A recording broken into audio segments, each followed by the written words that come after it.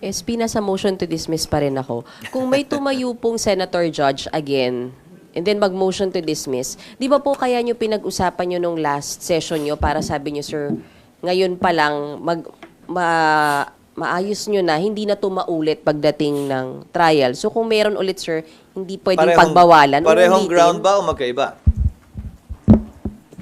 Kung parehas. Hindi, pinasubmit namin ang nandun naman kayo, di ba? Napanood nyo yung pag-develop ng motion.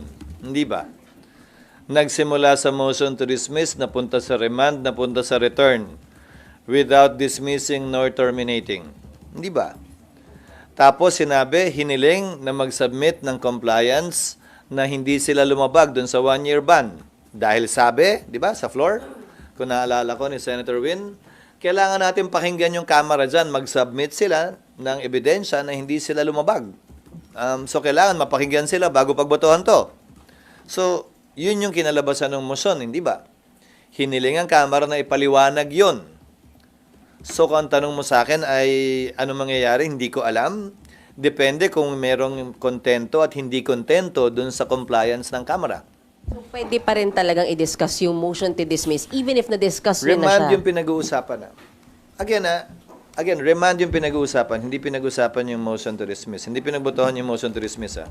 So, yung premise mo, hindi pangalawang beses pag-uusapan yan kung sakasakali. Dahil pinagbitohan ay yung return or remand. Sure. SP, this early, SP, meron kasing kayo nagkakaroon din kasi, sir, ng mga apprehension or mga agam-agam na hindi yung actual na trial, yung nakikita natin na paglilitis kagaya sa korte. Gigil na gigil lang sila. Sorry. Yeah. Hindi ko trabaho. Pawiin yun. Nanggigigilan talaga sila dahil yung proseso, ulitin ko, gaya ng sinabi ko nung nagsimula tayo kanina, lahat ng sinabi ko naman nung Pebrero pa lang pag-file, nagawa lahat yon ng Senado, kaya lang kulang na talaga yung panahon.